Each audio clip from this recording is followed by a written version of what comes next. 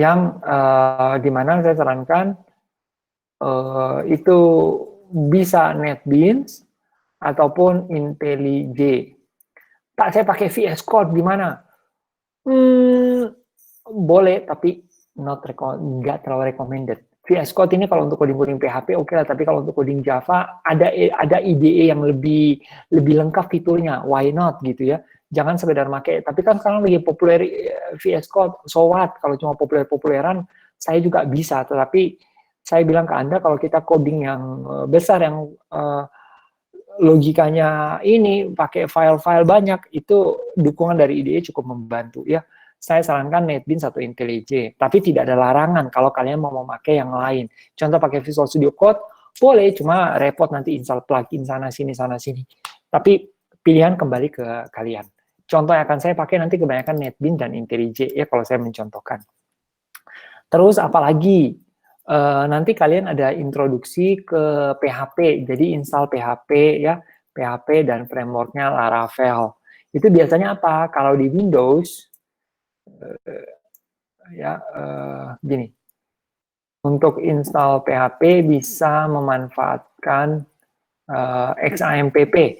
XAMPP ini bukan bahasa pemrograman, bukan IDE gitu, bukannya. XAMPP ini kayak software bundling ya. Dia meliputi X ini XML, A-nya ini Apache web server, M-nya ini MariaDB, dulu MySQL, P-nya ini PHP, dan P belakangnya lagi ini Perl, ya, Perl, bukan Python, Perl, gitu. Nah, di Windows ini bisa diinstal, biasanya diinstal tuh dia udah tersedia XAMPP-nya, PHP-nya, meskipun sebenarnya kalian nggak butuh MySQL-nya belum tentu butuh ya. Nah, kecuali kalian mau pakai database MySQL, boleh. Saya di sini nanti lebih banyak mencontohkan pakai database PostgreSQL ya. PostgreSQL database server. Versi berapa? Kalau bisa versi lebih besar dari 9 lah gitu. Ya, sekarang Postgre udah versi 10. Kenapa kita nggak pakai MySQL, Pak, atau MariaDB? Kemarin praktikum pakai MariaDB yang basis data, iya kan? Ya nggak apa-apa, supaya kalian nggak kenal cuma satu. Sekarang ada PostgreSQL, tapi di sini akan dibuktikan pemahaman kalian tentang SQL itu juga sama, bisa dipakai di sini. Itu enaknya, ya. Nah, apalagi ya? Terus nanti dari Kohans akan diajarin tentang Golang. Nah, ini bagus. Ini baru di tahun ini nih, Golang masuk di mata kuliah PBP. Ya, enak kan? Kemarin-kemarin tuh Java kebanyakan. Terus tahun lalu ada Java dan PHP Laravel. Sekarang Pak Hans mau berikan Golang. Tapi kita nggak bilang ya, nanti lulus dari mata kuliah ini kalian jadi Java expert, jadi Golang expert. Enggak, kita makanya sebagai introduksi, pengenalan, dan kalian mengenal, memahami. Mengenai jadi master di bahasa Go atau Java, yaitu butuh waktu dan latihan. Ya. So, kalian perlu Golang compiler, atau kita bisa bilang SDK-nya ya. SDK itu singkatan dari apa? Software Development Kit. Boleh download dari situs resmi ya, kalau nggak salah tuh golang.org. Cek dulu bentar. Iya benar, nah, ini gambarnya. Apa nih namanya? Saya lupa. Ada kok nama karakternya ini. Ya. Bisa langsung nih punya playground. Golang ini dikembangkan oleh Google kalau saya nggak salah ya. Tetap buat bikin backend. Ya. Jadi semuanya ini teh Pak, database-nya dari PHP MyAdmin aja Pak? Kalau untuk mengakses database, itu Ya, Pak. boleh pakai PHP MyAdmin. Sorry, kalau PHP MyAdmin itu hanya bisa akses MySQL. Ya, jadi untuk akses database, kita bilangnya itu istilahnya database client. Ya, program untuk mengakses database server. Itu bisa pakai, kalau PostgreSQL itu biasanya pgadmin versi 4. pgadmin 4. Atau saya biasa pakai software namanya The Beaver. The Beaver ini situsnya thebeaver.io. Bisa download dari sini. Ya. Download di thebeaver.io. Ada juga nggak? Ada juga sih PG admin atau versi 3, cuma ini sudah kurang disupport. Itu bisa kalian cari juga, ya. Tapi kalau mau yang aman, saya pakai The Beaver. PG admin sebenarnya lebih ringan. Kalau PHP MyAdmin bagaimana? Sorry, PHP MyAdmin itu nggak bisa dipakai untuk connect ke Postgre karena dia dikhususkan untuk MySQL atau MariaDB. Jadi nggak bisa dipakai. Ya, Golang terus udah sih. Kalau untuk IDE oke lah, bisa NetBeans, bisa juga Visual Studio Code gitu ya. Nah itu saja yang kita butuhkan. Ya. Sama kalau mau tambahan bisa installkan sih Maven. Biasa ini sih nggak wajib diinstal. Kalau kita sudah pakai NetBeans atau IntelliJ, dia bisa otomatis instalkan ini buat kita. Tapi kalau enggak, kalian misalnya kayak pakai Visual Studio Code ini supaya bisa buka project berbasis Maven, itu harus ada installnya. Maven itu installnya kecil kok, nggak nyampe 5 mega, pakainya nggak nyampe gitu ya. Nah, inilah daftar-daftarnya. Sebenarnya kami udah ada ngasih ke bagian IT. Mungkin dari IT ITHB sudah ada menyediakan installernya ini di suatu server di ITHB, cuma kan tergantung, belum tentu ada di server ITHB, terus kalian downloadnya cepat. Beda kalau kalian ada di kampus memang.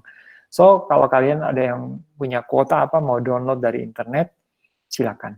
Ya, apalagi ya, Golang, Java, PHP, Laravel, udah seperti itu.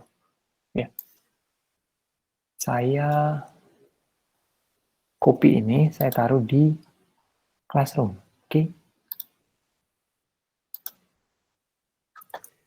Daftar software yang akan dipakai.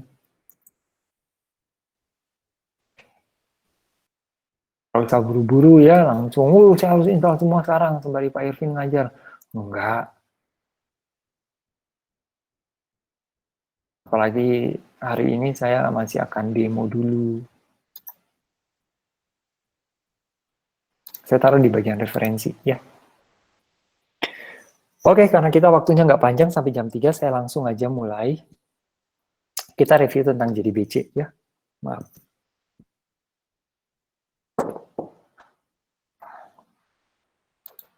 Ini sudah ada beberapa dokumen PDF. Mari kita lihat secara sekilas. Ini saya juga ambil dari situs luar ya, ada harusnya linknya apa di file PDF-nya. Oke, JDBC itu atau kadang biasa disingkat Java Database Connectivity.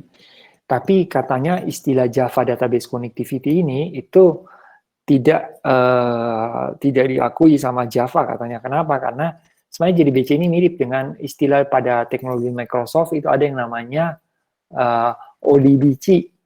Itu singkatan dari Open Database Connectivity.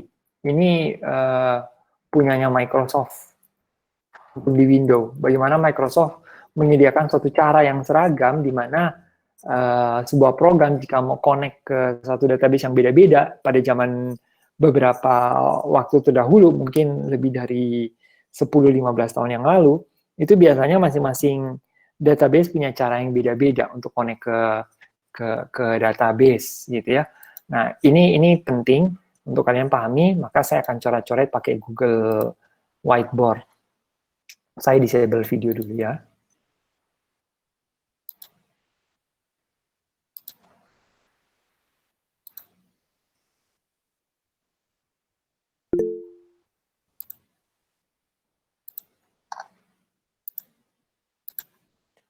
Biasa kalau ada pertanyaan atau apa, interupsi aja.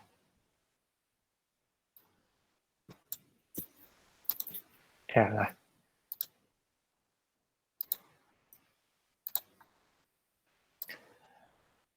Nah, kita akan menjelaskan sekilas tentang apa sih itu JDBC secara konsep dulu ya, maupun ODBC.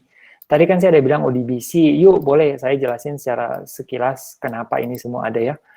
Jadi, biasa ketika kita membuat sebuah program, misalnya ini program kita, saya singkat P, dan dia membutuhkan koneksi ke database. Biasa database kita simbolkan seperti gambar tabung begini, oke. Nah, database-nya ini mungkin jenisnya beda-beda. Ini misalnya database, dahulu misalnya database-nya untuk jenis Fox Pro misalnya, ya.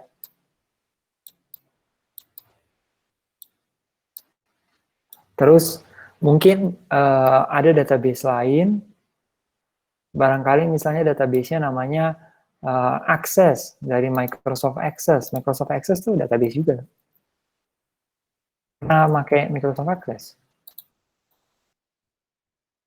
Nah, terus apalagi ada database yang lain. Pada saat itu misalnya yang populer namanya apa ya? Saya lupa. Anggaplah berikutnya ada lagi yang namanya MySQL deh. Dulu ada kok nggak salah IBM DB2 ya. Anggap aja ini MySQL ataupun MariaDB. Tahu kenapa namanya jadi MariaDB?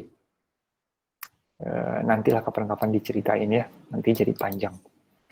Nah, sebenarnya setiap database ini itu punya tata cara gimana caranya supaya program buatan kita itu bisa ngomong ke database ini. Misalnya kita bikin program nih untuk membuat data mahasiswa ya, menampung data mahasiswa. Supaya program kita bisa nyimpan data ke database Foxpro bilang oke, bisa. Cara connect dengan saya gini loh, cara ngomongnya, gitu. Nanti untuk insert datanya ya pakai SQL, bisa insert into tabel mahasiswa, kolomnya apa, values-nya apa, gitu. Nah, terus MySQL punya cara yang mungkin beda juga. MariaDB punya cara yang beda juga, gitu. Ya. Nah, biasanya untuk bisa connect kayak gini, kita butuh yang namanya tuh driver. Driver ini yang nanti akan menjembatani komunikasi dari program kita dengan si database ini. Biasa kita butuh yang namanya dukungan driver. Driver di sini jangan diartikan sebagai supir, ya. Driver ini bukan supir mobil. Driver di sini adalah suatu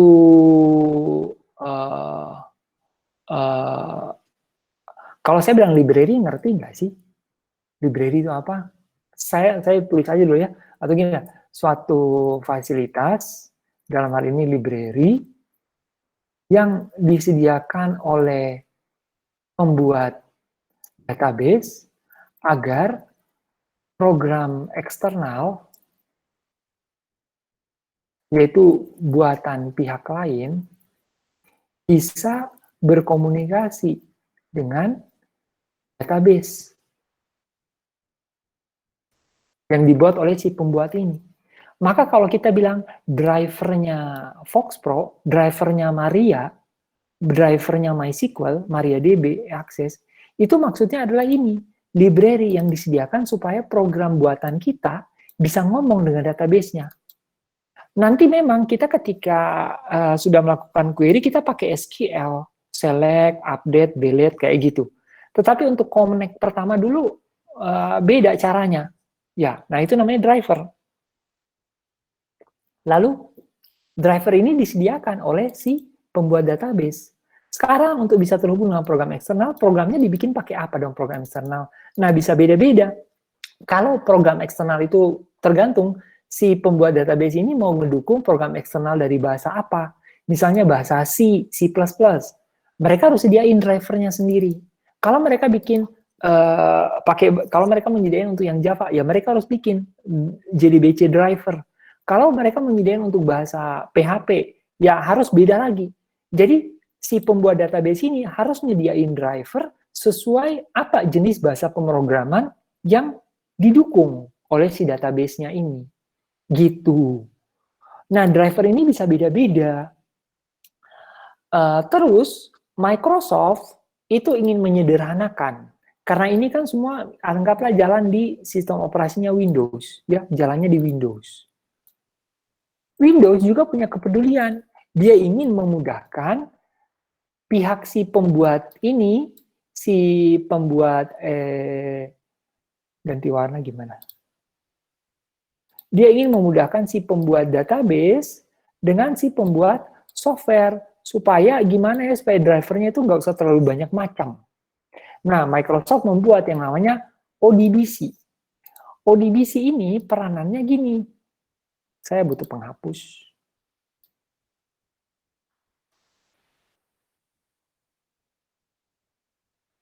Tenang aja, saya rekam sesi ini.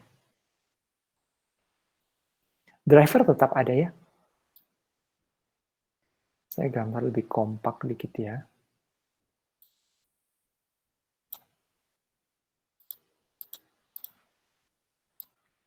Ini penting ya, harap diperhatikan supaya kalian punya pemahaman. Kita belum demo masuk program. Oke, lanjut.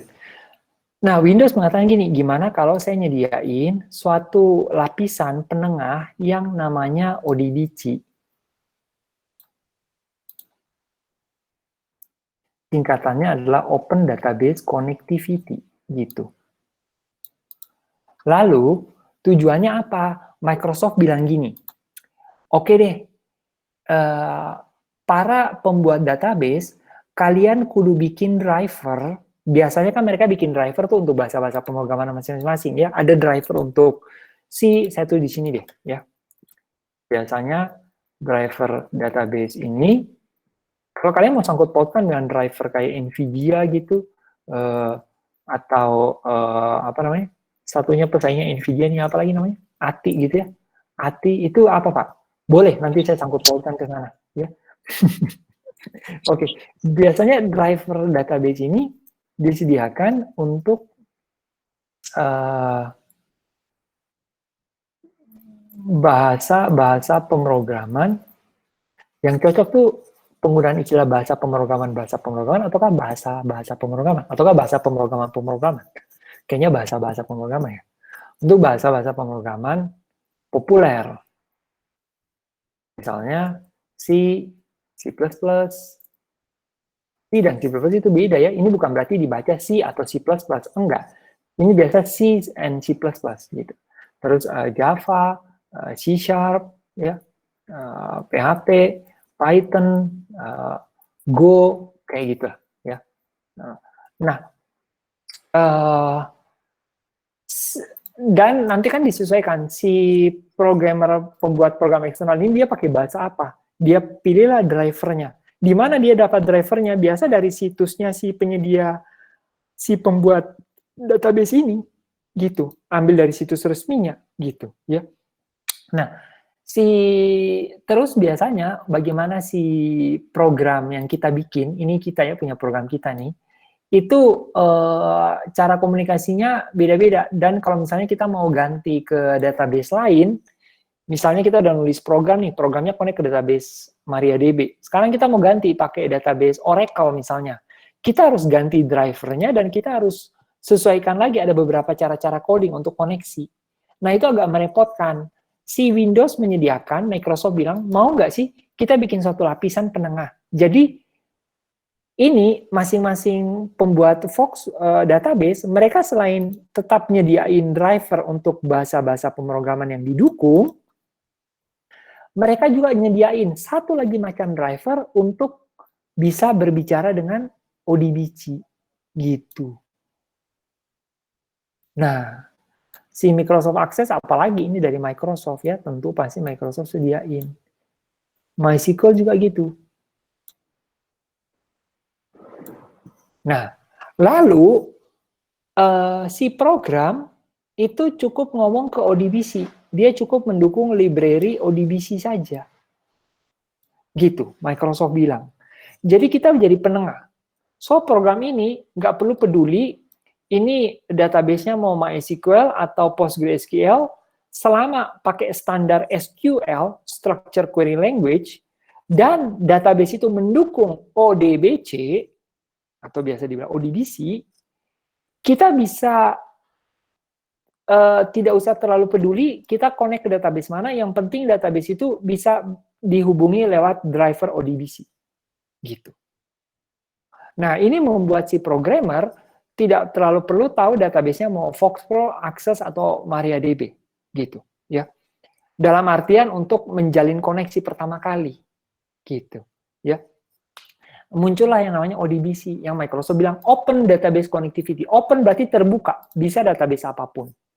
Hal ini mempermudah programmer kalau mau berganti database atau apa itu ini. Apalagi kita nggak tahu ya tiba-tiba Microsoft Access punya versi yang baru dan itu drivernya harus diupdate. Kalau misalnya kita mau ngomong langsung begini, ya, nah, itu harus diupdate. Nah, kita lupa update. Nah, Microsoft mengatur dengan para si pembuat ini supaya senantiasa menjaga kompatibilitas daripada ODBC, gitu. Ya. Pak, jadi ini teh kalau ODBC ini servernya tuh harus Windows ya Pak, nggak bisa Linux. Kalau server ini nggak wajib iya betul, ini harus Windows. Jadi kalau kalian pakai yang non Windows nggak bisa pakai ODBC. Tapi tenang aja, nggak terlalu ribet kok. Nah, nanti ya kelanjutannya, ODBC ini mulai ditinggalkan. Lah kok? Karena bikin lambat, karena dia jadi penambah mata rantai. Jadi, ya, yang ini tunggu pending dulu ya. Jadi sebenarnya ketika program buatan kita akan berkomunikasi dengan database server, di sini saya nggak boleh sekedar ngomong database, saya jangan lupa menggunakan kata server. Ya, nah database server skemanya kurang lebih skemanya seperti gini, ya.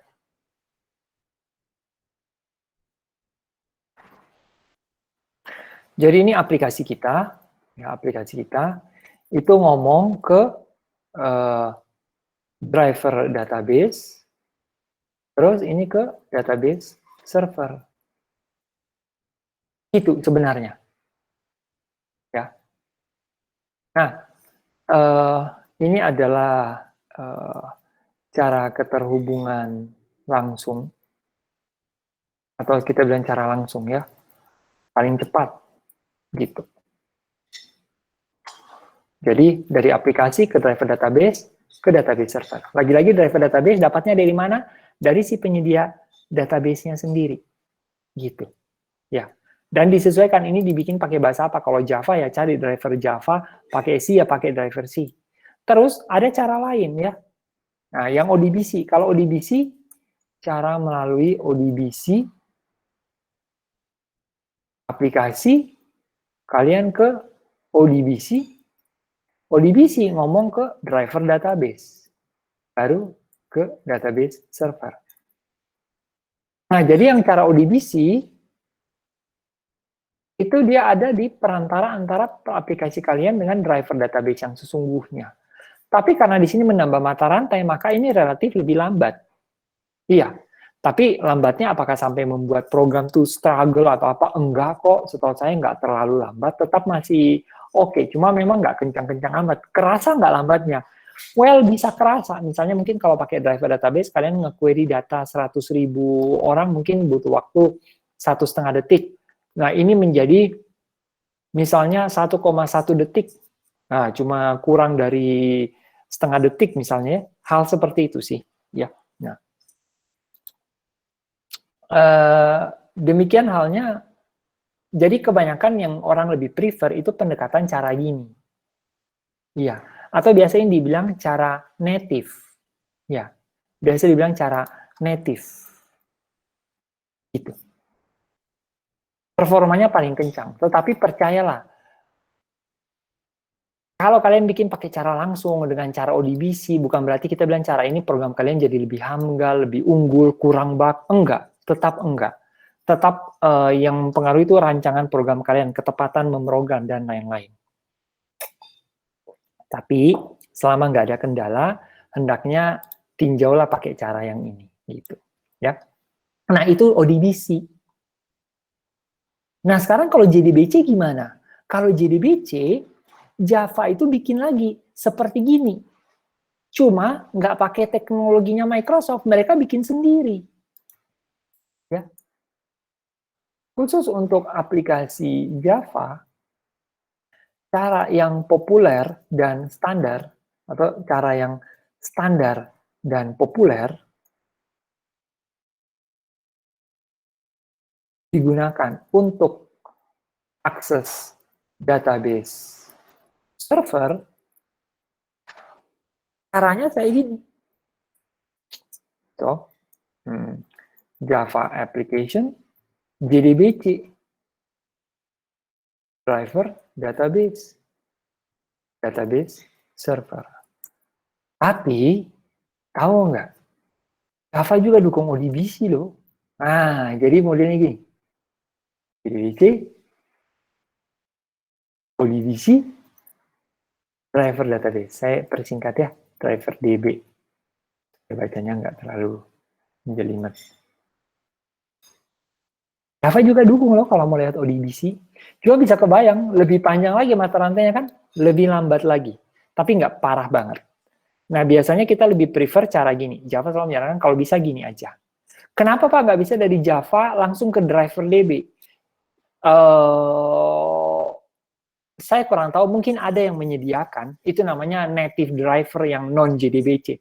Tetapi kalau kalian mau bikin program Java kalian tuh mudah dikelola, apalagi kalau kalian nanti memutuskan ganti database, maka gunakanlah cara pendekatan JDBC, gitu. Ya, so inilah peranan si JDBC.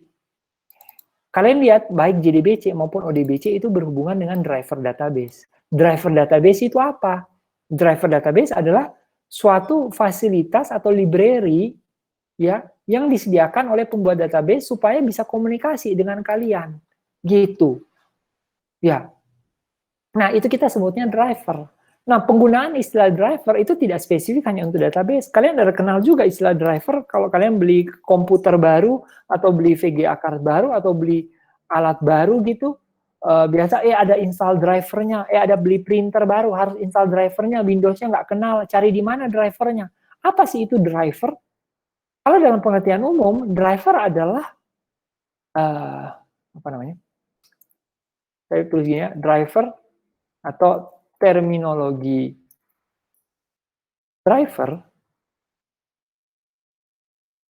juga digunakan dalam hal perangkat keras. Misalnya kayak tadi, beli printer baru atau beli mouse baru atau whatever lah. Butuh install driver kan? Nah, driver di sini atau driver dalam konteks ini adalah sebuah program yang menjadi yang menjembatani komunikasi antara program dengan perangkat keras. Sama ya, kita di sini driver tuh penjembatan antara program dengan database server. Ini penjembatan antara program dengan perangkat keras. Gitu. Biasanya driver ini akan dikelola oleh sistem operasi, operating system. Itu. Makanya biasa ada yang namanya Microsoft Certified Driver apa seperti itu. Kenapa harus Microsoft yang jembatani? Karena driver ini itu yang namanya perangkat keras itu kalau ada apa-apa voltasenya clear atau apa ya itu bisa membuat komputer crash, bahkan lebih parah bisa saja membuat komputer rusak gitu ya, bisa itu ya. Maka biasanya para pembuat driver ini seperti Nvidia, AT Radeon itu mereka kerjasama dengan Microsoft, bikin standar apa, bikin apa kayak gitu. Nah itu juga namanya driver. Driver ini jadinya kalau program kalian, misalnya katakanlah untuk kasus VGA card, so ini programnya kalian itu komunikasi ke Windows, kemudian Windows ke driver VGA, nah baru di sini misalnya Nvidia-nya kalian. Nah misalnya gitu. Ada driver. Boleh nggak Pak dari program langsung ke Nvidia? Bisa juga, cuma lagi-lagi nanti berarti Nvidia kudu bikin driver untuk bahasa pemrograman apa. Udah kurang populer. Kebanyakan di sini langsung, di Windows. Nah, Windows kemudian dengan programnya kalian itu menyediakan juga cara supaya bisa memprogram komunikasi dengan VGA card lebih bagus. Biasanya salah satu yang disediakan adalah library atau pustaka DirectX. Pernah dengar? Nah, kayak gitu. Ya. Waduh Pak, saya nggak pernah pelajari kayak gini, itu gimana? Tenang aja. Intinya kalau kalian bisa program, algoritmanya baik, belajar kayak ginian tuh harusnya bisa cepat. Bisa, saya nggak bilang cepat banget, tapi bisa kok. Ini hanya belajar cara pakai. Tetap yang utama itu kemampuan algoritmik. Ya, gitu. Oke, ini sedikit saya menyambungkan dengan kata driver. Nanti dalam konteks konteks pengujian perangkat lunak, itu kita ada kenal juga istilah driver. Driver yang punya pengertian beda sesuai konteks. Gitu aja. Ya. Nah, ini sedikit pengantar tentang driver. Ada yang masih bingung nggak? Kalau saya terlalu cepat juga, tolong bilang ya. Oke. Nah, sekarang, jadi kalau kalian bilang, Pak, kami sudah pernah Pak bikin program Java koneksi ke database, maka itu sebenarnya kalian sudah melakukan tahapan seperti gini. Nah, sekarang kita perlu memahami cara-cara kerja kayak gini. So, karena memang di luar sana orang bikin aplikasi itu, kita pengen bikin software itu lebih ringkas, lebih cepat. Supaya lebih ringkas, lebih cepat, kita nggak mesti bikin segala sesuatunya itu dari nol, kita tulis sendiri kodenya. Kadang kita pakai yang sudah ada. Nah, yang sudah ada itu biasa tersedia dalam bentuk library atau pustaka, atau dalam bentuk framework, atau dalam bentuk API, apapun itu nanti kita bahas. Nah, sekarang untuk demo dulu, saya untuk menyegarkan kembali ingatan kalian, yuk saya akan bikin suatu demo program sederhana koneksi ke database. Ya, idenya kita mau bikin program apa nih? Silakan kalau mau sumbang ide. Saya sih tadi rencananya mau bikin program sederhana deh untuk ngebaca, menampilin data mahasiswa. Tapi kalau ada ide lain, boleh. Siapa tahu kalian bosan dengan ide program mahasiswa, boleh. Tapi jangan yang rumit-rumit amat ya, supaya saya nggak kesusahan codingnya. Ada ide nggak?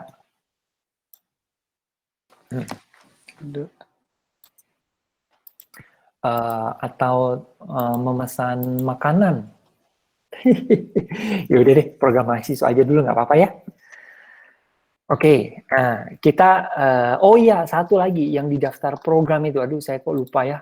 Kalian pakai software untuk ngegambar UML lah kalau bisa, atau saya bebaskan deh, jangan, nggak apa-apa, sorry nggak jadi. Oke, sekarang program mahasiswa itu mau gimana? Kita bikin yang gampang aja deh. Saya pakai Star UML. Mana di sini Star UML? Oh, saya belum install. Masa sih saya belum install Star UML? Waduh, saya belum install anak-anak. Maaf. Yaudah, saya gambarkan aja di sini. Rencananya program kita gini, ya. Nah, itu kan bikin kotak dulu lah.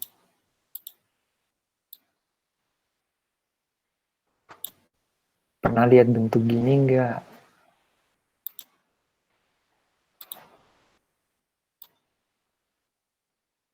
Nah, maaf ya kalau nggak lurus-lurus amat.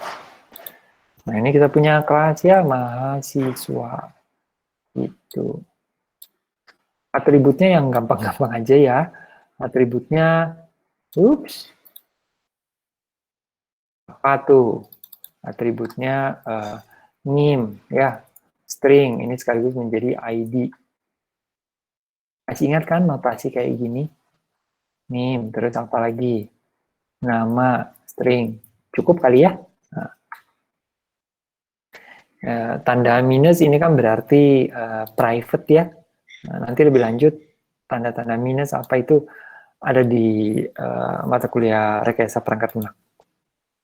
Terus biasa di sini kita punya metode gitu kan, misalnya set name gitu ya, punya parameter string gitu.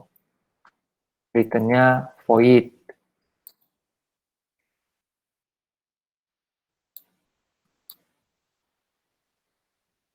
Dan lain-lain ya. So kita satu ini aja, satu kelas aja ya untuk demo aja.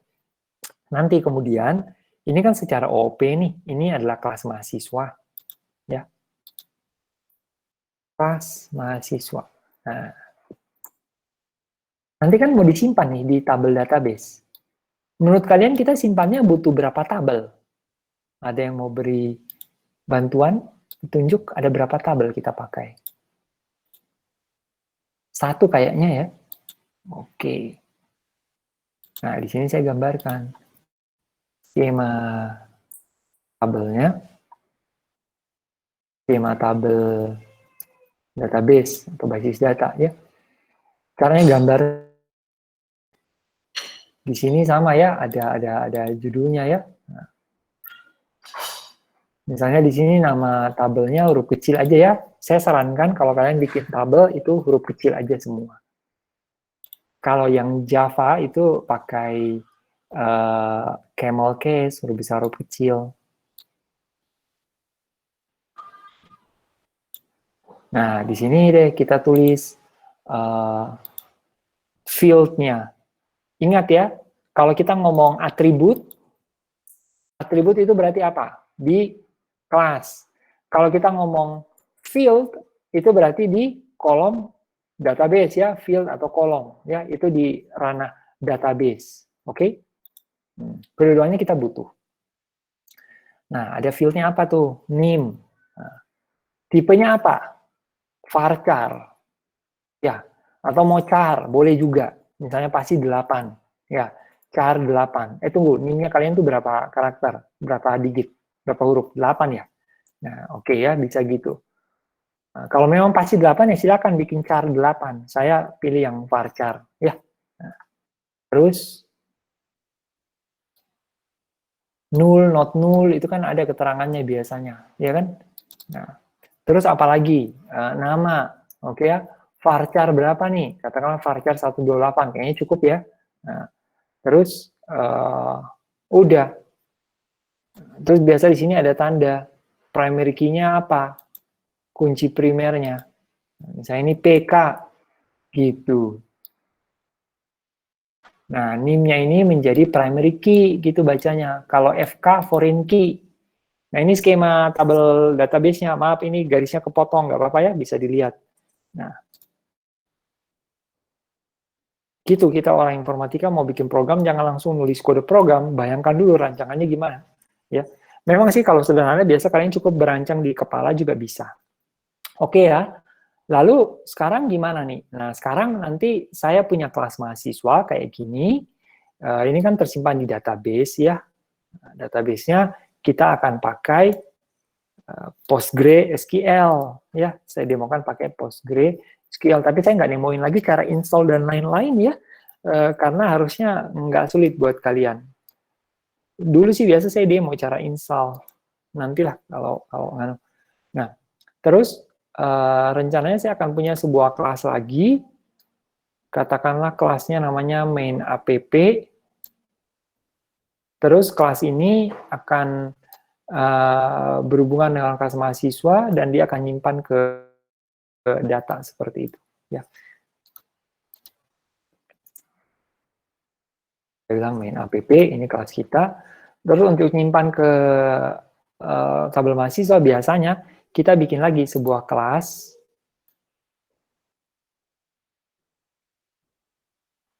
yang saya beri nama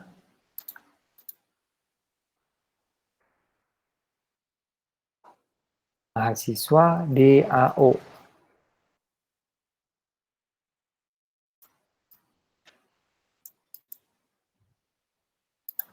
Gitu.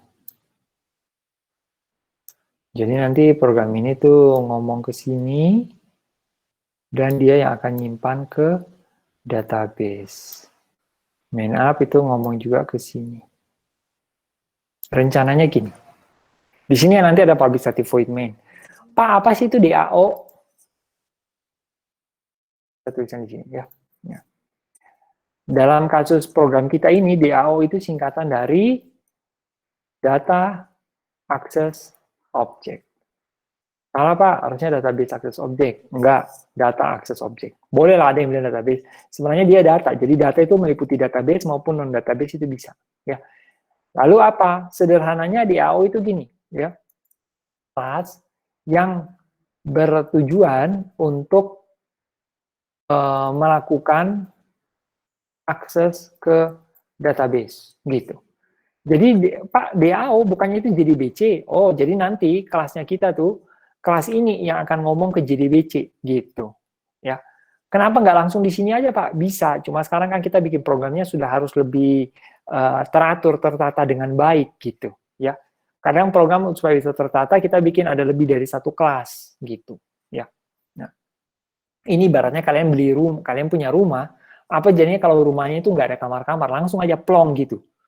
Tidur di situ, mandi di situ, dapur di situ, toilet di situ, tentu nggak nyaman kan? Kalian akan membuat sekat-sekat, mulailah ada dinding untuk ini kamar, ini dapur, ini ruang belajar misalnya, ini kamar mandi gitu kan? Nah, ini sama, kita juga mengelompok-kelompokkan, ya. Udah jam 2, saya usahakan setengah jam lagi beres. Terus, ini saya akan coding pakai NetBeans. NetBeans versi berapa? Saya pakai NetBeans yang terbaru. Kalau nggak salah NetBeans 12.1, ya. Biasanya selama ini kita pakai NetBeans versi 8, ya. Kenapa? Karena NetBeans 8 tuh paling nggak banyak rewelnya lah. Untuk kita mata kuliah praktikum apa, supaya gampang lah. Tetapi saya juga pengen kalian tuh menggunakan yang versi terbaru juga, lengkap dengan persoalannya apa yang kita harus siap gitu loh, ya. Jadi nggak apa-apa kita pakai NetBeans 12. Kalau nanti ada kendala atau apa, nggak usah berkesimpulan, Pak Irvin bikin programnya nggak bisa jalan. Ya itu mungkin masalah NetBeans-nya, tapi kita harus berani hadapi, ya. Ada istilah tuh gini, ya. Be brave to sucks at something new. Jangan takut untuk kita menghadapi sesuatu yang baru, kita masih salah, kita harus jatuh di situ, kita harus terjungkir balik, nggak apa-apa, kita bangkit lagi, kita hadapi, ya. Ayo sama-sama dengan saya, kita be brave, ya. Kalau error, biarlah error, supaya kita sama-sama tahu. Tapi sebenarnya nggak error sih, karena memang saya sudah pakai ini NetBeans 12.1 ya. Tapi saya sarankan kalian pakai. Jadi kalau kalian temui, aduh Pak, saya sudah coba install NetBeans 12, tapi saya coba running program saya compile nggak jalan Pak. Udah deh uninstall, pakai NetBeans 8 deh, jalan. Oke, kalau memang NetBeans-nya yang ngebug atau apa, boleh kalian hindari. Tapi kalau nggak ngebug, kan ada perubahan-perubahan, well, tidak ada yang menetap di dunia ini. So, kita mau nggak mau juga harus mengikuti perubahan. Kita coba lihat apa. Selama perubahan itu baik, bisa ya, why not? Gitu ya. Oke, kita memakai NetBeans kali ini. Kita bikin new project, karena biasa untuk bisa mengcompile dan merunning di NetBeans itu kita harus berupa basisnya project. Sudah pernah compile, running, dan menjalankan program Java lewat command prompt? Bisa ya, kayak compile Java gitu, run. Oke ya? Nah, kalau belum nanti bilang kapan-kapan saya tunjukin. Yuk kita bikin ya. Nah, pertama kita bikin nih kelas mahasiswa. Atau mau bikin tabelnya dulu, database-nya dulu. Iya, kayaknya harus bikin ininya dulu ya. Ya udah, database-nya pakai apa? PostgreSQL. Untuk ngakses ke PostgreSQL-nya pakai apa? Biasanya kalau di MySQL, kalian kemarin praktikum, kalian pakai di command prompt itu kalian ketik gini ya. Ini bisa kalian biasa ngetik tuh kayak gini. MySQL -u root gitu kan ya. Nah, MySQL di sini ini adalah nama program klien. Mana.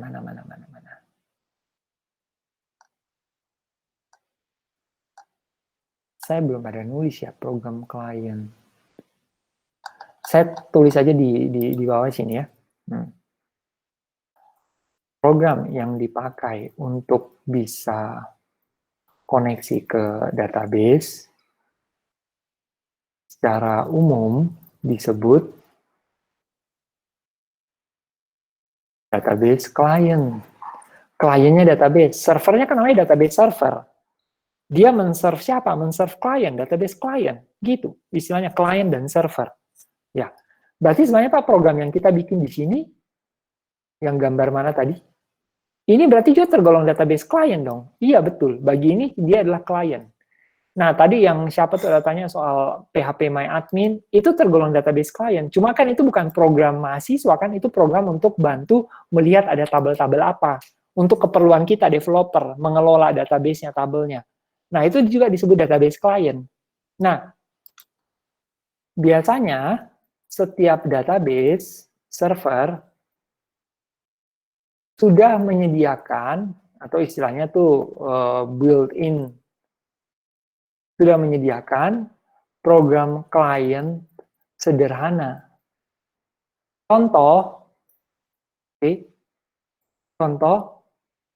untuk MySQL atau MariaDB menyediakan klien dalam bentuk program teks, ya, dalam bentuk program text-based berbasis teks yang nama programnya MySQL, gitu.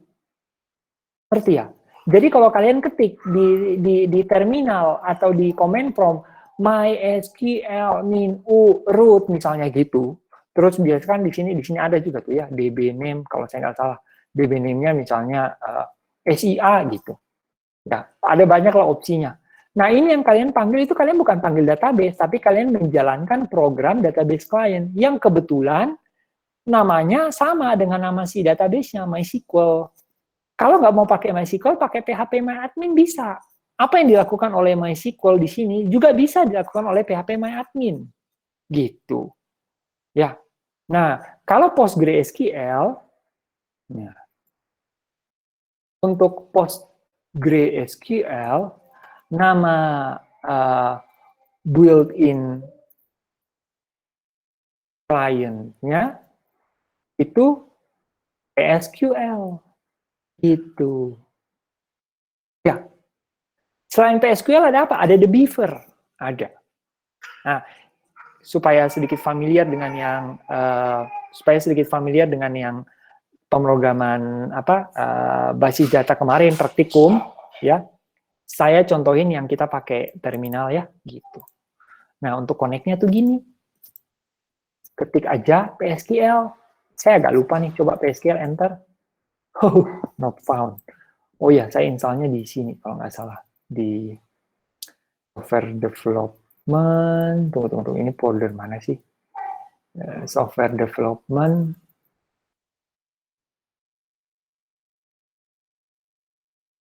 Ini Linux, Mac, jadi agak beda ya kalau di Windows kalian sesuaiin lah. Ini Postgre-nya saya, PG96, folder bin, SQL, nah kayak gitu. Nah dia tanya passwordnya apa? Nah password dari siapa? Dia defaultnya manggil username yang sama kayak saya ini Irvin. Nggak ada username itu. Saya bikin SQL user Postgres ya.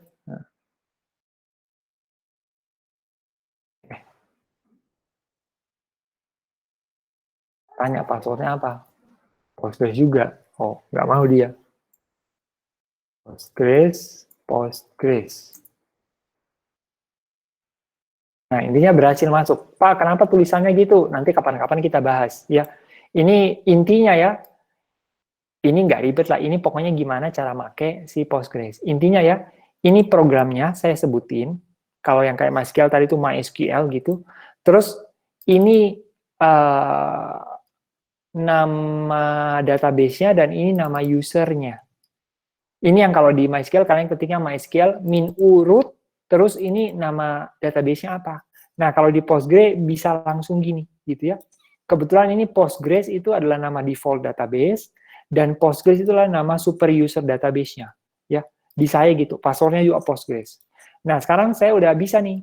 Saya mau bikin ya database baru ya, namanya database demo PBP gitu. Gimana cara bikin database? Sintak SQL-nya. Create database demo PBP gitu. Ya. Nah, saya bisa set ownernya siapa? Ownernya saya pakai ini aja dbxrp_dba ya. Nggak apa-apa ya, ini nama user yang ada di saya ya. Titik koma enter. Tercipta di database-nya. Cara lihatnya gimana? Kalau di MySQL cara lihat database gimana? Kalau nggak salah ketik gini kan, show database atau show databases. Saya lupa. Kalau di Postgre nggak ada. Nggak bisa show database karena itu bukan standar SQL. Kalau di Postgre itu backslash D, backslash L, maaf. Nah, ini nama database-nya. Wih, ada banyak, Pak. Iya, ada banyak.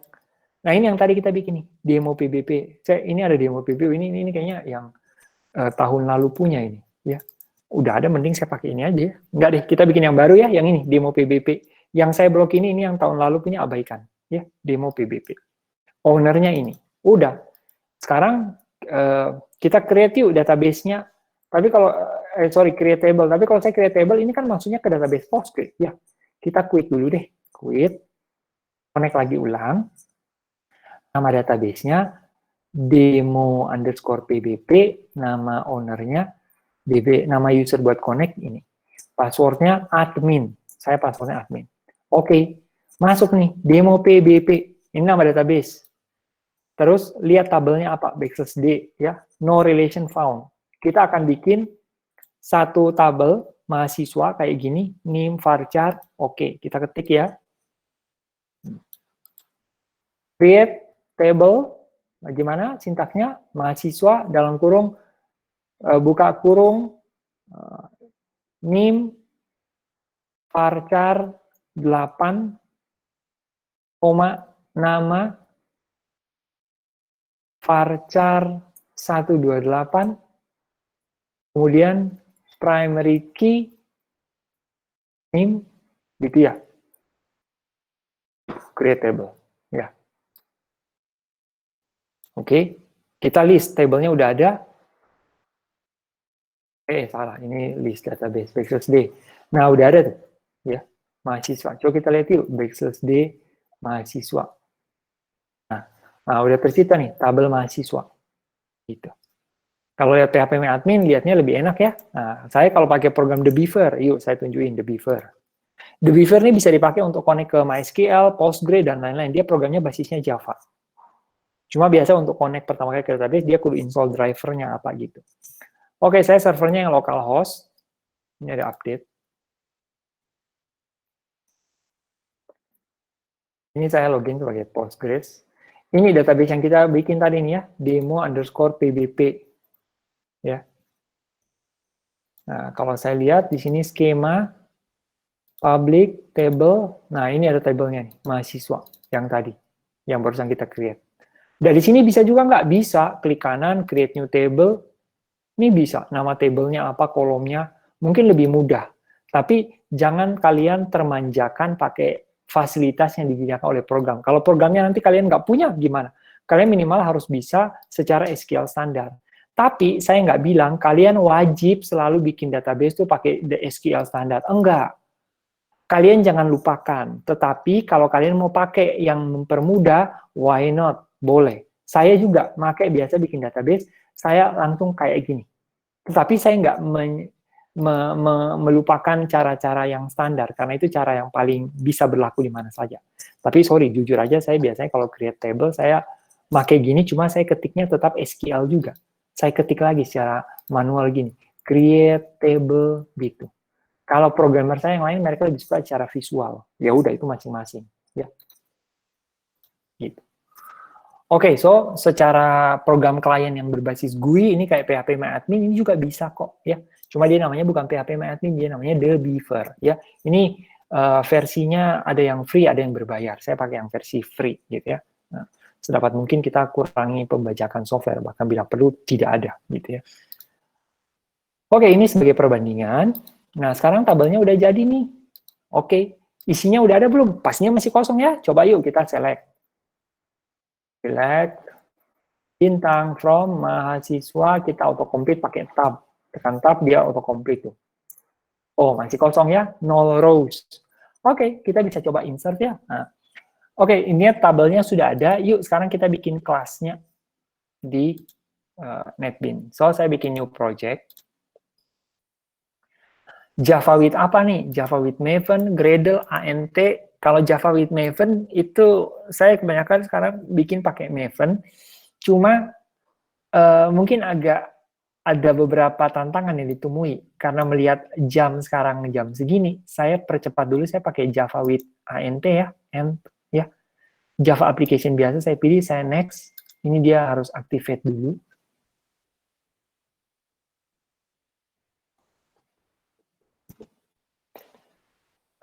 Sebentar.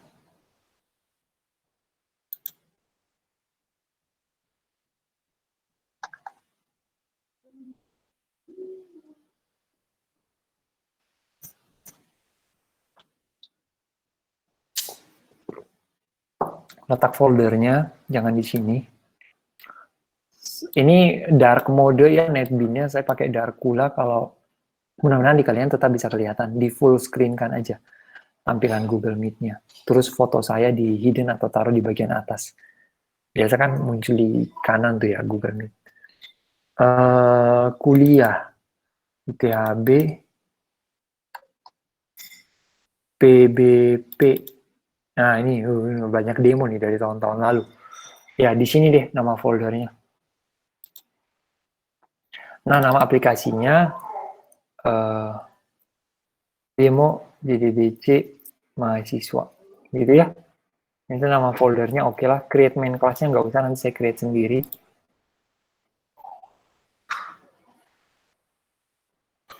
Ada pertanyaan enggak? Saya cek dulu, jangan-jangan ada pertanyaan tapi saya nggak lihat. Ini saya geser ke layar sebelah kanan aja. Nah, saya pantau kalau ada chat, ya. Oke, kita perlu membuat kelas mahasiswa, ya. Kita bikin package ya. Wajib bikin package nggak? Nggak wajib, tetapi sangat disarankan kita bikin package. So, saya bikin kelas, nama kelasnya mahasiswa. Package-nya kita bilang demo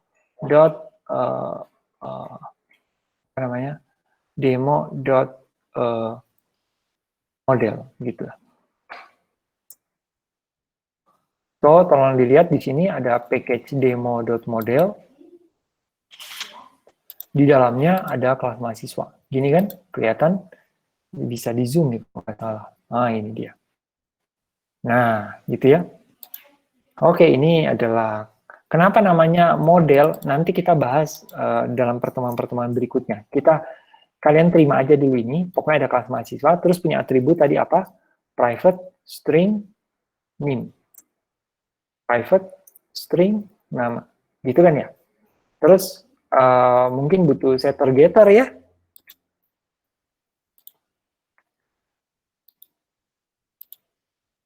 Oke, get name, set name. Kalau kemarin-kemarin kalian harus ngetik manual itu bagus ya, supaya kalian terbiasa. Jangan selalu mengandalkan fasilitas klik kanan, ini klik kanan, harus bisa nulis coding juga ya, gitu. Oke, sudah. Terus sekarang kita bikin yuk sebuah kelas DAO-nya yang akan nyimpan ke mahasiswa gitu. Oke, kita bikin kelas DAO-nya. Saya bikin kelas namanya mahasiswa DAO.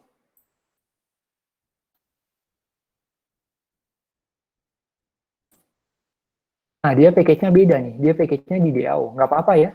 Nah, gitu. AO-nya huruf kecil, sorry. Ya. Nah, mahasiswa DAO. Metode ini bentuknya gimana? Nah, gini. Dia punya metode public void buat CRUD, create. Saya bilang aja insert new. Ya. Terima parameter mahasiswa M. Gitu. Nanti kita melakukan sesuatu. Oke, ada pertanyaan dari JD dia. Bedanya Maven dengan Ant itu apa? Well, itu pertanyaan yang cukup berat. Tapi saya akan coba jawab secara sederhana ya. Memang ada penjelasan yang tenang aja. Ya, Ant, Maven, Gradle, Composer, apalagi yang kalian pernah dengar. Kayak gitu. Kalau pakai Android pernah mungkin berhubungan dengan Gradle. Ya, ini semua adalah build tools. Build tools dan dependency manager. Tujuannya apa sih? Gini loh. Mereka ini sebenarnya ngebantu kita kalau bikin program, karena biasanya program kita tuh butuh banyak library, dia bantu deh compile program kita supaya menginclude library yang kita butuhin. Contoh kayak gambar saya ini ya. Untuk bisa bikin aplikasi harus ada drivernya. Gimana caranya drivernya bisa dikompil? Itu kalau kita semua compile manual, bisa. Bahkan saya sarankan sesekali kalian harus bisa coba compile secara manual. Dan kalian bisa merasakan hal-hal itu cukup ribet. Biasa orang bilang pita. Apa itu pita? Maaf ya, pita itu singkatannya dari ini. Mohon maaf. Pain in the ass. Kita harus melakukan hal-hal yang sulit. Yuk bantu otomatisasikan yang ini supaya jangan terjadi pita gitu ya. Maka biasa ada hal-hal seperti ini dibikin, mengotomatisasi. Tapi hal ini tuh bukan mutlak harus pakai ini. Kalau di Java tuh yang populer tuh sekarang tuh Maven. Katanya nanti Gradle pada akhirnya akan menggantikan Maven. Ya, sebelumnya lagi yang populer tuh Ant, semut, Ant. Ya, nah,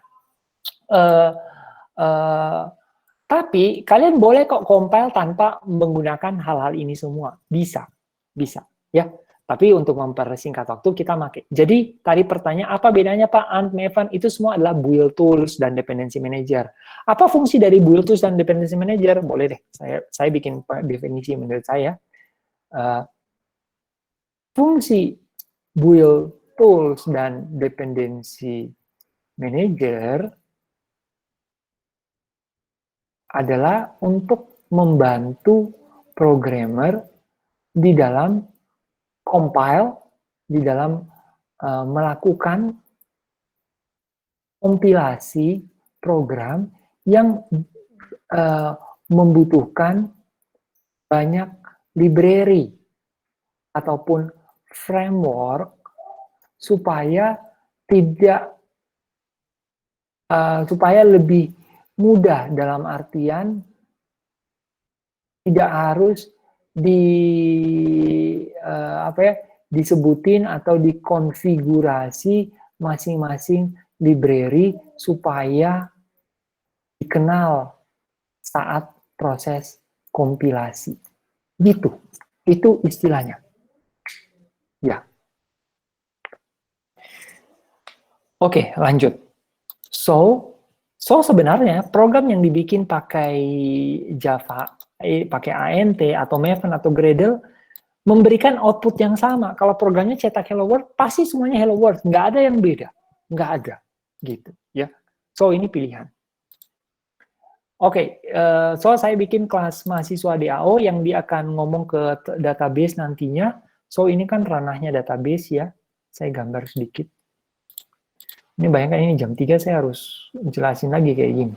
Tuh saya suruh mereka nonton rekaman ini aja ya.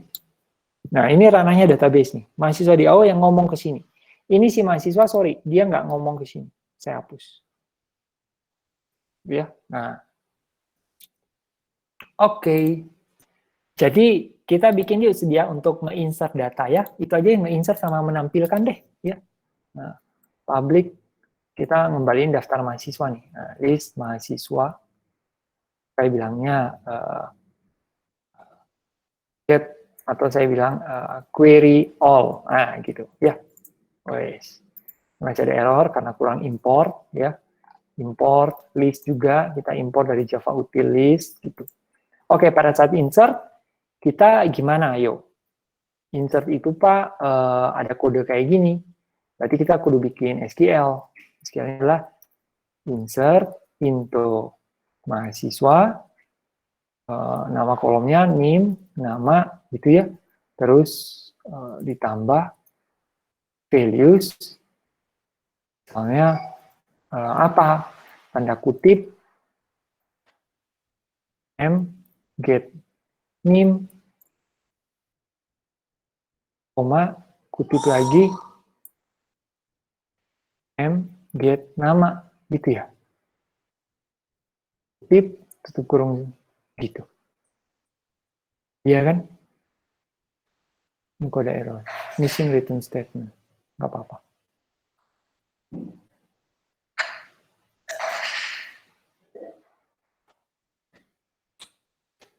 Pak. Ya. Itu get nama dua-duanya, Pak. Thank you. Ya. Ngerti ya string concatenation kayak gini? Intinya kan untuk membentuk suatu string yang misalnya saya mau insert misalnya namanya Andi gitu kan, saya gini insert into mahasiswa, nama kolomnya name, koma nama, values, itu kan gini kan Andi gitu, sorry name-nya dulu, misalnya 11, 19, 002 gitu, koma. Nah ini saya mengambil string ini dari si parameter yang berupa objek mahasiswa gitu, ya. Terus selanjutnya apa? Kita harus bikin object statement. Kalau kalian masih ingat, ya kita singkat statement deh. Ini import dari Java SQL nih. Nah ini dia nggak mendukung nih Java SQL.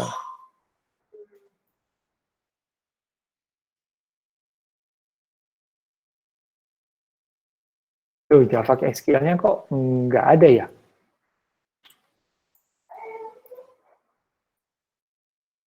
Nah ini yang saya bilang tantangan nih. Dia nggak ngedetek nih. Gimana caranya bisa dapat Java SQL? Nanti kita cari tahu. Ya, rencananya kan gini. Terus ini pakai apa? Pakai object connection kan? Kita butuh connection. Saya bikin satu atribut gini ya.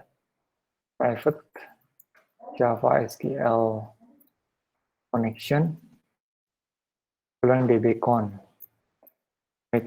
Dia diberikan lewat konstruktor. Kita bikin konstruktor. Nah gitu. Oke.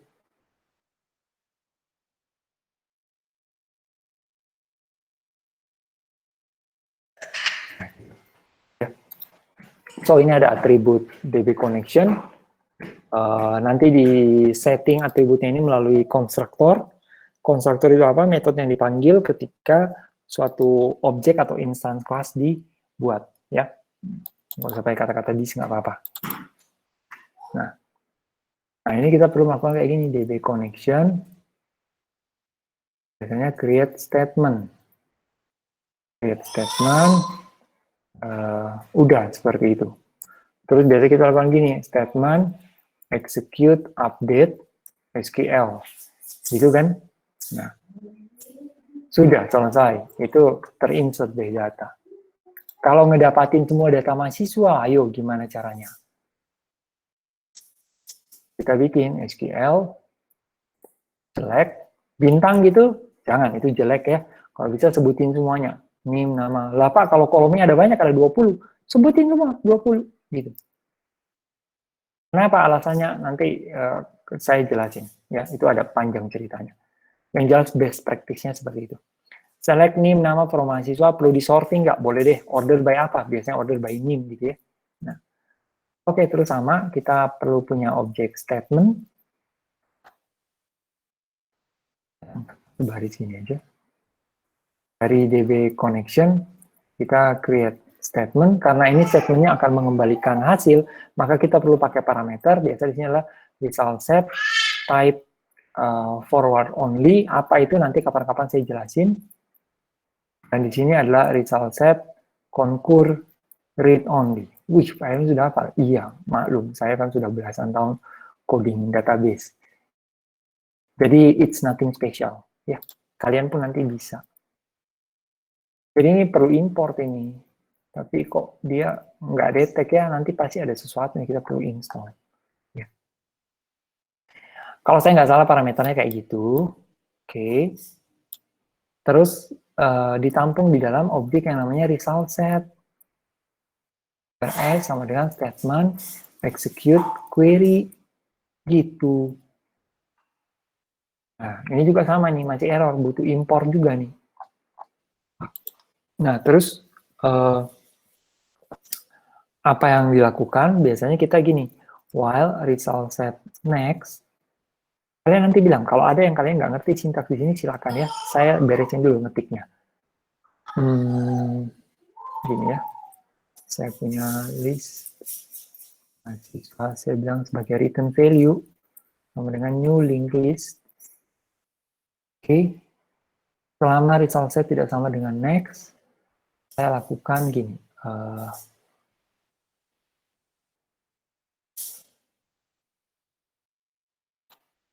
M sama dengan new mahasiswa.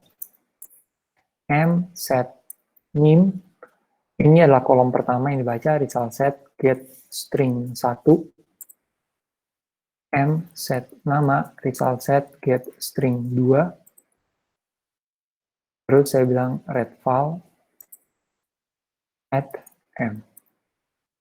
Selesai, saya return read file. Beres. Bingung?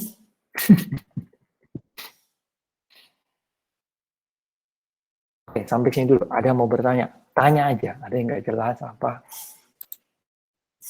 Atau mau tanya, Pak, kenapa background-nya hitam gitu. Nah, itu bisa disetting. Pak, kenapa kok warnanya gini, hijau, nggak standar? Iya, saya ubah-ubah sendiri warnanya. Saya udah bosan warna biasa. Ya. Masih bisa dimengerti. Ini fungsi query all. Itu saya pengen dia ngembaliinnya itu sudah berupa daftar mahasiswa, tapi bukan array, bukan juga array string gitu, array 2 dimensi, bukan. Saya returnnya kayak array mahasiswa, cuma bukan array dalam bentuk linked list deh, gitu ya. Atau array list boleh nggak? Boleh juga. Cuma linked list aja deh supaya lebih gampang. Karena di sini nggak tahu berapa banyak baris kan. Nah gitu. So, dua metode ini aja dulu deh untuk insert dan query. Ngebaca, edit, delete gimana Pak? Nanti, itu mungkin dijadikan tugas. Ya, ini aja dulu. Oke. Nah, sekarang kita lihat nih, ini errornya kenapa ya? Kenapa dia nggak dukung ya?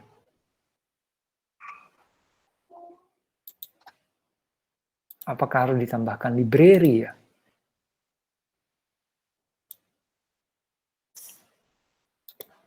Saya kurang tahu.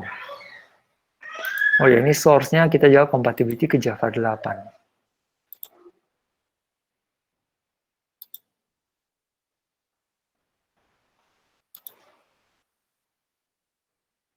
Oh, saya salah. Katanya bukan Java SQL, tapi Java. Aneh. Terus ini, import Java util. Ini, oh ya, ada try catch-nya ini. Ini ada try catch-nya. Sorry, saya lupa. Ada try. Apa itu exception? Exception adalah mekanisme penanganan suatu error yang tidak kita hendaki terjadi. Ya. Saya print stack trace.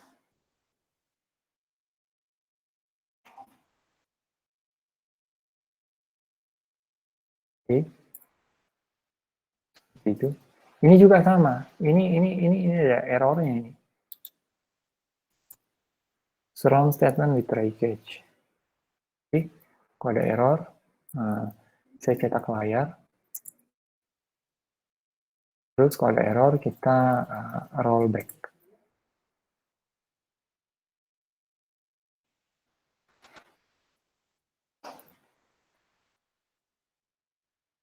Apa itu rollback? Nanti kita bahas juga.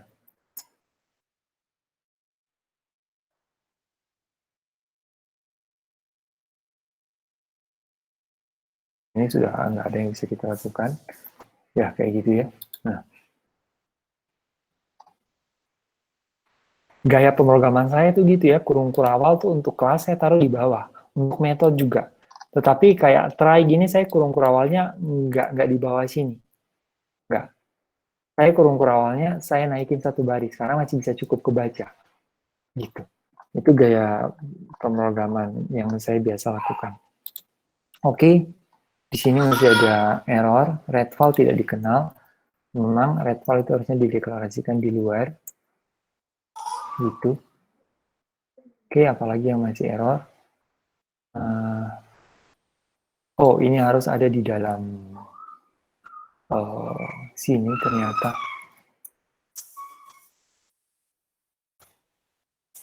Supaya dia try catch-nya sekaligus.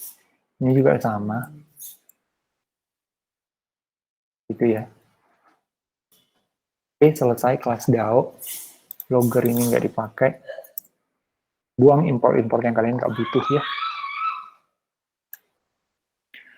Oke, sekarang ininya sudah jadi. Ininya sudah. Sekarang aplikasinya. Ya. Kita bikin lagi sebuah kelas. Kita bernama main app. Package-nya oke lah di demo sini ya. Zoom. Oke. Ini strukturnya ya. Oke, di dalam main app. Biasanya ada public static void main ya. Nah, yang public static void main. Kita bikin gimana? Pengennya gini, kita bikin nih. Mahasiswa, MHS, new, mahasiswa. Kita bikin MHS, set, NIM.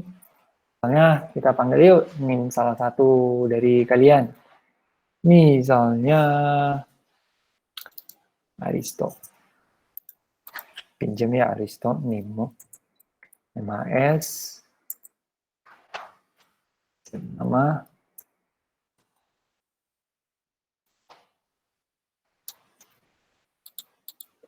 Aristo Demos. Terus sudah, ini kan baru objeknya tercipta nih, ya, objek mahasiswanya. Terus saya berikan kepada DAO, baru saya insert ke database, ya. So berarti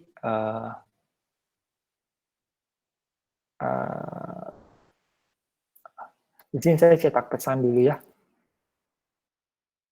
Program data mahasiswa, nah gitu. Ini kita lakukan nyiapin satu objek mahasiswa, terus kita bikin DAO-nya. Mahasiswa DAO, namanya DAO, new mahasiswa DAO. Nah, ini butuh connection nih. Ini kita masih nggak tahu nih apa ini, ya. Tapi nanti kita selesaikan, yang jelas nanti gini, DAO, insert new MHS gitu. Kita cetak, gitu kan gini, cetak, south, inserting new record, gitu. Kalau sudah kita cetak, dan, oke, nah, terus udah segini dulu programnya. Lalu kita cek lewat SQL di sini nanti, ya. Kita cek lewat gini, select bintang per mahasiswa. Sekarang kan masih kosong tuh, ya. Nah sekarang pertanyaannya, mahasiswa DAO ini butuh Pak yang namanya connection. Connectionnya bikinnya gimana? Nah kita perlu bikin connection di sini. Oke, kita bikin dulu connection. Mungkin saya bikin satu metode deh. Rencananya gini, Java SQL connection. Saya bilang aja saya bilang gini, prepare DB connection, gitu ya. Ini masih program sederhana ya, karena ini review. Nanti kita akan belajar kita menstrukturkan program ini dengan lebih baik. Saya bikin metode private static Java SQL connection, prepare DB connection. Di sini kita pakai apa tuh biasanya? Saya agak lupa. Ada yang namanya driver manager ya, saya lupa.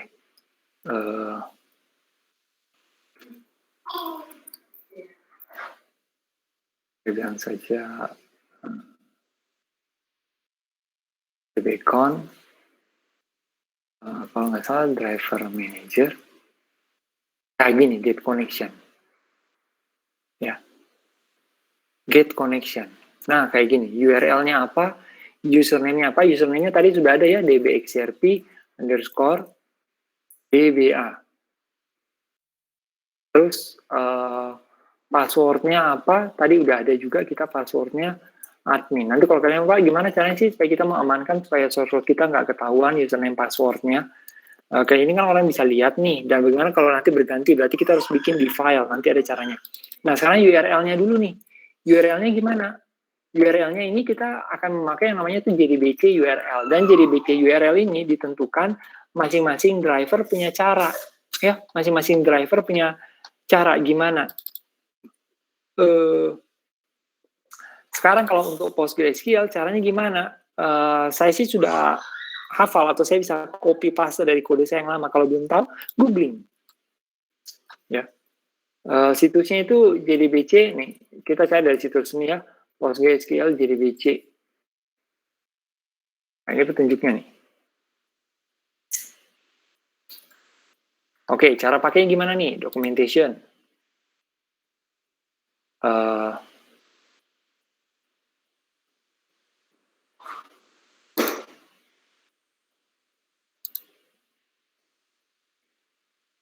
Waduh, disuruh download ya.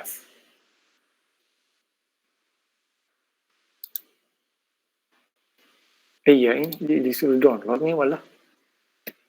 Ya udah deh, kita coba download. Mudah-mudahan nggak gede. Selesai, bagus.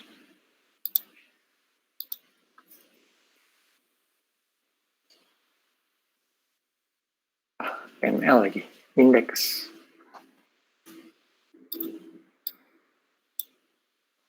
Nah ini. Oke, saya zoom dikit, saya bisa kebaca. Wait, yang gitu zoomnya ini aja ya. Nah, intinya ini boleh kalian baca, getting the driver, caranya gimana, preparing database, mana tuh ya? Kayaknya ini, initializing the driver. Oke, loading the driver. Nah, drivernya gini, ya. Mana JDBC drivernya? Ini sebenarnya sih, org PostgreSQL driver.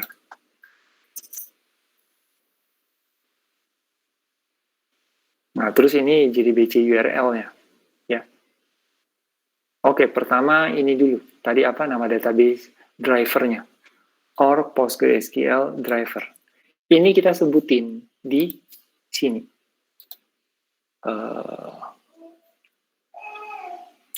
Oh ya, dari mana dia tahu ini? Itu udah standarnya JDBC, tapi syaratnya program kita ini harus punya ini dulu, drivernya JDBC. Saya kan pakai database-nya Postgre, maka saya harus punya drivernya JDBC untuk Postgre. Downloadnya di mana? Downloadnya ya di sini. Bisa ada cari tahu downloadnya di mana. Ukurannya kecil aja jarnya. Kebetulan saya sudah punya, ya, saya sudah download. Sebaiknya kalian download dan taruh di folder yang berdekatan dengan source code kalian, ya. Karena saya sudah punya, saya bisa klik kanan properties. Atau begini, kalau kalian sudah download, berikutnya kalian taruh di suatu folder, lalu kalian load, atau amannya saya downloadkan deh, ya. Mari kita download. Buka di situs lain, JDBC Postgre, kalau saya nggak salah tadi situsnya ya. Iya benar, ya. Ini dari situs resmi. Kita download yuk JDBC 42. Yang mana nih? Biasanya kita sesuaikan juga dengan versi database yang kita pakai. Saya versi database-nya berapa? Versi database 9. Saya database-nya versi berapa ya? Gimana cara lihatnya ya?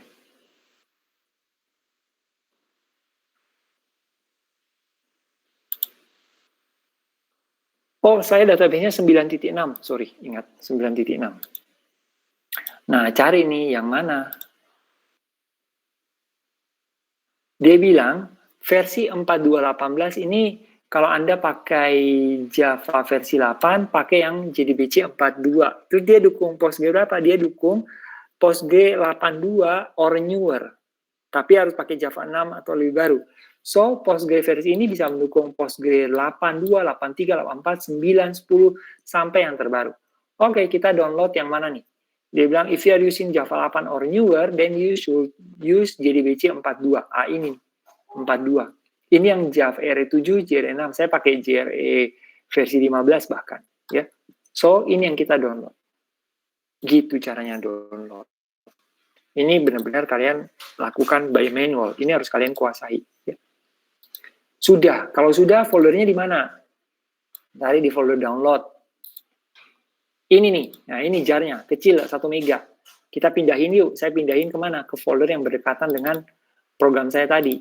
THB, PBP, demo JDBC mahasiswa mana? Ini. Ya, ini foldernya nih, SRC. Saya bikin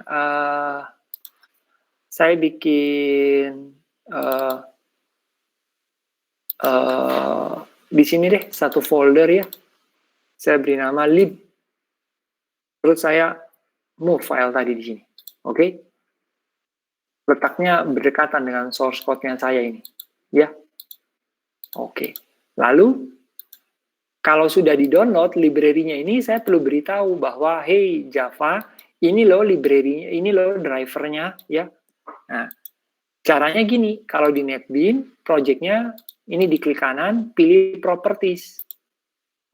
Lalu, di bagian Library, itu diklik, di bagian Class Path, diklik tanda plus, lalu pilih Add Jar. Lalu cari folder tadi mana. Di Irvin, kuliah, THB, PBP, demo JDBC mahasiswa, lib. Nah ini mau pakai relatif atau absolut bebas saja. Saya pakai yang relatif supaya dia nggak harus ngafal nama folder saya. Supaya kalau pindah-pindah komputer bisa. Gitu, oke. Nah dia ada sedikit scanning. Otomatis dengan kita menambahkannya sebagai suatu library, nanti si Java ini ketika running, karena yang namanya JDBC ini sudah distandarisasi, maka JDBC akan otomatis mencari nama driver database ketika kita menyebutkannya. Ya. Nah, dari mana kita nyebutinnya? Tadi petunjuknya ada di sini. Ya. Kalian harusnya bikin gini, class for name or PostgreSQL driver. This will load the driver. And while loading, the driver will automatically register itself with JDBC. Gitu. Ya. Nah. Itu first method. Jadi, there are two methods. Ya. First, your code implicitly loads the driver. Ya. Pakai gini. Cara yang lain apa? This is the most common, but restrict your code just Postgre. The second method, pass driver as a parameter ketika program jalan. Oke lah. Ya. Kita pakai yang first method aja ya. Jadi kita kudu nulisin gini. Nah, itu aja. This will load the driver and will automatically register itself with JDBC. So, kita perlu ketik gini dulu. Nah, oke. Nah, sekarang dia sudah akan meregisterkan dirinya dengan JDBC. Ini kalau kalian salah, kayak gini gitu, ya error nantinya, ya error ketika running. Loh, ini kok error? Oh, perlu try catch. Oke, nanti kita try catch. Sekarang aja try catch-nya.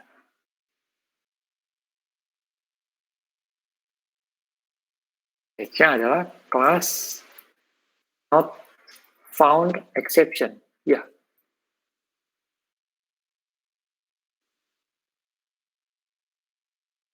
Kita bisa bilang driver database tidak ditemukan.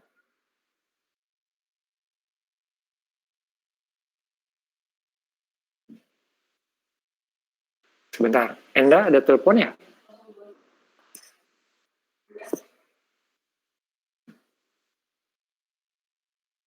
Sebentar ya.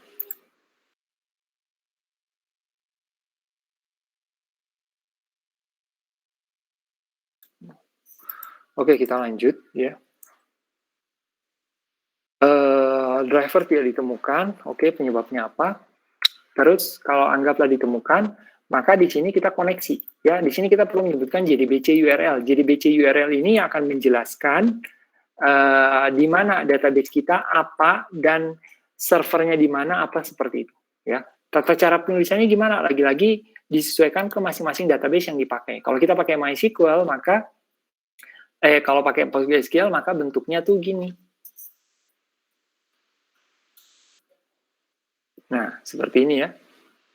Gitu. Kita pakai bentukan yang ini. Ada 3. This takes one of the following forms. Kita pakai yang bentuk ini. Oke. JDBC PostgreSQL berikutnya yang kita sesuaikan host. Hostnya apa? Kita local host, karena komputer saya sendiri local host. Portnya berapa? PostgreSQL itu portnya 5432. Kalau MariaDB apa? 3306. Ya. Pakai programmer kita harus tahu port-port itu. Nggak usah dihafal, lupa baca dokumentasi. Nama database-nya apa? Demo_PBP. Gitu. Selesai, dan ini juga harus ada try catch. Oke. Catch-nya adalah kita bikin, sebentar.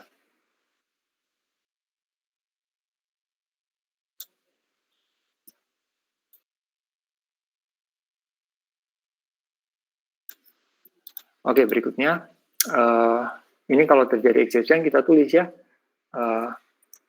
Error saat koneksi ke database server. Pesannya apa? X get message. Gitu. Oke. Pak, ini kan sama nih Pak, exception. Kenapa nggak digabungin saja? Karena saya ingin pesannya beda. Lagi ini kan exception kalau kelasnya not found. Kalau ini exception, nggak bisa koneksi. Oh ya, kalau exception di sini, dia sini tapi kan dia masih lanjut ke sini ya. Berarti di sini kita nggak mau dikerjakan, kita langsung return. Gitu ya. Nah. Returnnya 0. Kalau berhasil, kita return dbcon. Gitu. Ya. Kembali lagi ke sini, maka di sini kita prepare DB connection. Kalau koneksinya kita nggak ada, berarti kita nggak bisa connect ke database. Oke. Kita cetak layar, tidak bisa terhubung ke database server. Ya. Terus kita exit.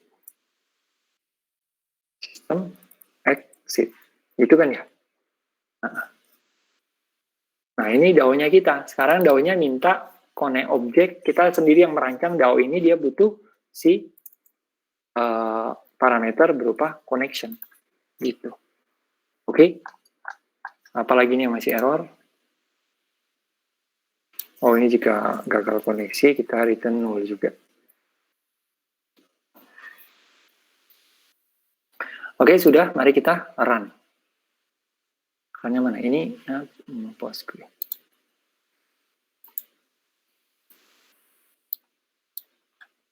Oke, selesai. Ya. Program data mahasiswa inserting new record. Tick done. Karena memang masih sederhana ya. Oke, kita query, select.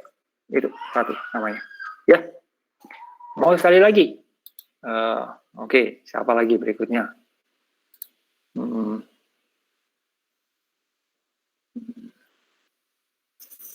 Tridia.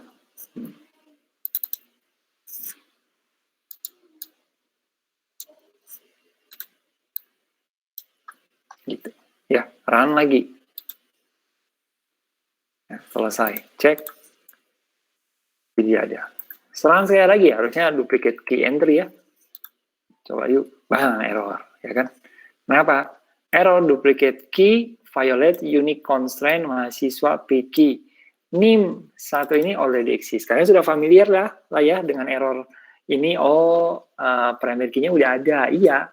Si NIM-nya Tridia tadi kan udah dijadikan primary key, nggak bisa di-insert lagi. Gitu. Kalau kayak gini bikin problemnya kayaknya kurang menarik ya. Harusnya sih baca dari command prompt gitu, namanya siapa kita ketik. Oke, kalian kebayang lah itu pakai scanner apa semua.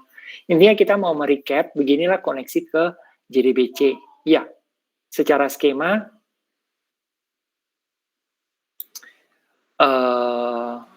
bentukannya seperti ini. Jadi ini Java aplikasi kita ngomong ke JDBC melalui driver database. Drivernya mana? Yang tadi ini. Lib ini filenya yang kita download dari internet. Ya, itu koneksi ke database server. Pak, tapi kami diajarinnya dulu nggak kayak gitu. Pakai drivernya, gimana? Mungkin kalian diajarinnya gini. Klik kanan, library, add library, terus di sini cari MySQL, gitu ya? Mana? MySQL. Oh, di sini nggak ada kayaknya. Kalau di NetBeans 6 tuh ada. Di sini Postgre sih ada. Ya, ada. Nah, intinya caranya itu sama. Kenapa Pak di sini ada PostgreSQL JDBC driver? Kenapa nggak pakai yang ini? Saya nggak sarankan kalian pakai yang ini. Karena kalian nggak tahu ini versi berapa. Ini NetBeans 12.1. Jangan percayakan hanya pada NetBeans. Kalau kalian bisa ngambil sesuatu yang lebih pasti-pasti, kalian pakai caranya kalian. Jangan didikte sama IDE, sama framework. Ya, jangan gitu. Ya, oke. So, selesai. Ya, ini sebagai recap. Nanti dari sini kita akan belajar yang namanya ORM tools minggu depan dan lain-lain gitu. Oke. Ada yang saya belum berhasil bahas hari ini, yaitu tentang apa itu apa namanya? Apa itu ini? Ini loh, terminologi. Saya harap ini kalian baca sendiri ya. Kalian baca sendiri, nggak susah. Nanti kalau ada yang nggak ngerti, tanya saya minggu depan. Ya, gitu. Saya kok back di situ, maaf. Nah, sekarang untuk program ini saya akan upload ke server, ke Google Classroom, supaya kalian bisa gunakan sebagai salah satu contoh. Sembari saya upload, silakan ada pertanyaan nggak?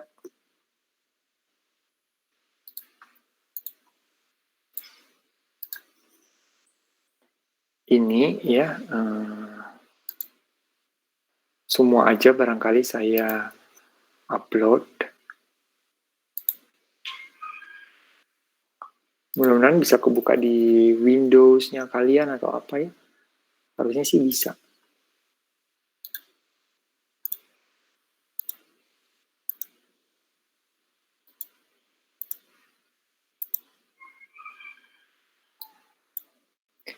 Silakan, ada pertanyaan nggak? Sepertinya belum ada ya. Bingung, terlalu cepat, karena waktunya terbatas, boleh nanti tanya ke saya minggu depan kalau ada yang kalian bingung. Ya, Pak, saya belum ngerti artinya apa gitu ya. Demo program JDBC. Oke.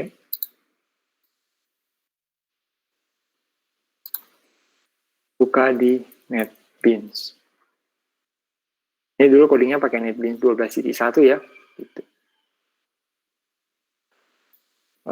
NetBeans 12.1 ini nggak perlu lagi diinstall. Saya nggak tahu sih kalau di Windows, kalau di Mac dia udah nggak diinstall, dia dijalankan aja, jarnya udah running sendiri. Lebih bagus sih daripada install nulis registry gitu. Ya, oke. Itu saja untuk perkuliahan hari ini karena memang kita sampai jam 3 ya. Dan ternyata karena kita sembari coding, ternyata waktunya butuh. Nanti hari Rabu kalian ketemu dengan Pak Hans. Nanti materinya dari Pak Hans ada lagi ya. Oke. Silakan, ada yang mau bertanya? Absensi juga sudah semua ya. Baik, kalau tidak ada pertanyaan, itu tadi source code-nya sudah saya upload ke sini, Classroom, untuk bisa kalian pelajari kodenya. Ya. Usahakan kalian paham apa maksudnya baris ini ngelakuin apa, keterhubungan antar programnya seperti apa, ya, gitu. Oke, baik, itu saja dari saya. Kalau sudah tidak ada, kita bisa tutup. Sampai ketemu lagi di mata kuliah ini minggu depan. Selamat siang semuanya. Ya Pak, mari Pak. Ya.